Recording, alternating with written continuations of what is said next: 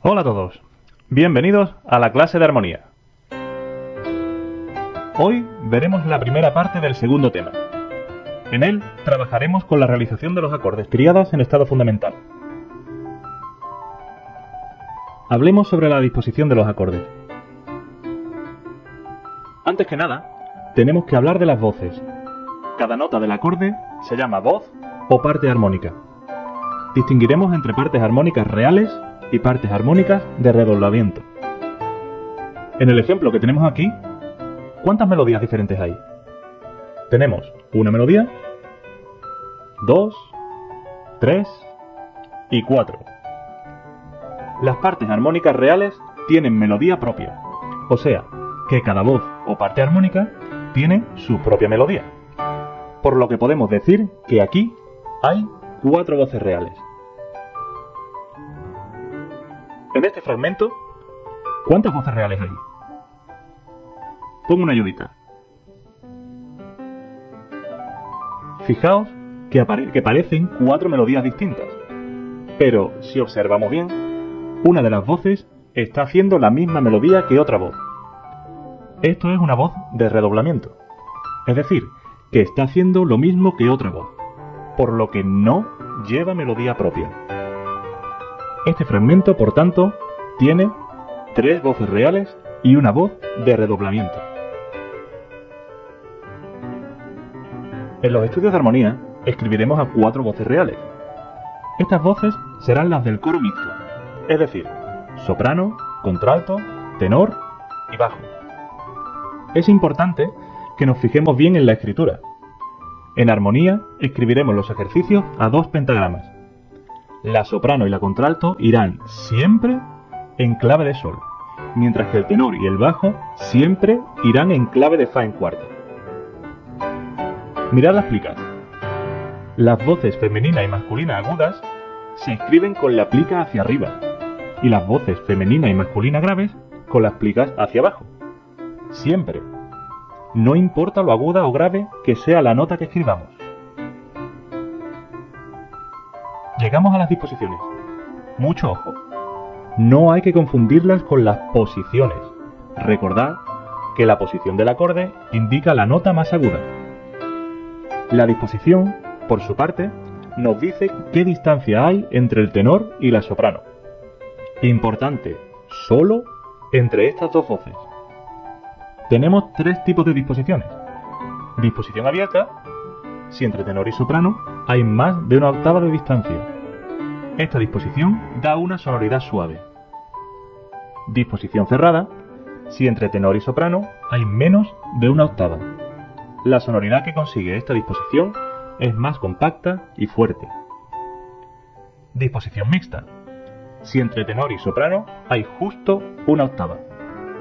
Esta disposición nos permite pasar suavemente entre las disposiciones abierta y cerrada. Para mantener una sonoridad equilibrada, no se permitirá que haya más de una octava de distancia entre soprano y contralto. Tampoco debe haber más de una octava entre contralto y tenor. Mucho ojo con estas voces, porque es muy fácil que nos confundamos al leer el intervalo, ya que la contralto está escrita en clave de sol y el tenor en fa en cuarta. Sin embargo, entre tenor y bajo puede haber hasta 2 octavas de distancia sin que la sonoridad sea desequilibrada. Vamos con los cruzamientos. Un cruzamiento es pasar una voz por encima o por debajo de otra. Por ejemplo, que la contralto, que es más grave que la soprano, esté por encima de esta, o que el tenor esté por debajo del bajo. De nuevo aquí, mucho cuidado con contralto y tenor, porque están cada una en una clave distinta. En este fragmento que tenéis aquí, tenemos varios cruzamientos. En el primer tiempo del primer compás, la contralto está por debajo del tenor. En el tercer tiempo del mismo compás, el tenor está por debajo del bajo. En el cuarto tiempo del mismo compás, la contralto está por encima de la soprano. Y esto mismo pasa también en la blanca del segundo compás. Hablaremos ahora de los movimientos armónicos. Antes que nada, tenemos que hablar sobre los movimientos melódicos. Los movimientos melódicos son los movimientos que se dan en cada voz, es decir, en cada melodía. Como escribiremos a 4 voces, como dijimos, habrá 4 movimientos melódicos: el de la soprano, el de la contralto, el del tenor y el del bajo. Los movimientos armónicos son las relaciones que hay entre los distintos movimientos melódicos de 2 voces. Hay 6 movimientos armónicos posibles: bajo tenor, bajo contralto, bajo soprano, tenor contralto, tenor soprano y contralto soprano. Mirando estos 6 movimientos armónicos, nos aseguramos de que estamos viendo las relaciones entre todas las voces. Os aconsejo que empecemos siempre desde la misma voz. Por ejemplo, el bajo, de esta forma. Miro la relación entre bajo y tenor, entre bajo y contralto, y entre bajo y soprano. Ya he visto la relación del bajo con todas las demás voces. Paso entonces al tenor. Tenor bajo ya lo vimos antes. Miro la relación entre tenor y contralto, y entre tenor y soprano. Ya he visto la relación del tenor con todas las voces. Vamos a ver la contralto. La relación contralto-bajo ya la vi antes. Contralto-tenor también. Me queda solo contralto-soprano. Con esto termino de ver la relación entre la contralto y todas las voces. La soprano no hace falta verla porque ya hemos comprobado todas sus relaciones con las demás voces. Pasamos ahora a ver los tipos de movimiento armónico. Existen 3 tipos de movimiento armónico: el movimiento directo, el movimiento contrario y el movimiento oblicuo. Entre 2 voces hay movimiento directo si las 2 voces se mueven en la misma dirección, es decir, si las 2 voces suben o si las 2 bajan, sin importar la distancia del intervalo. Aquí, a la izquierda, se puede ver un ejemplo. El La baja al Sol y el Fa baja al Do. Ambas voces van en la misma dirección. El movimiento contrario consiste en 2 voces que se mueven en direcciones opuestas. Así, si una voz sube, la otra baja, y viceversa.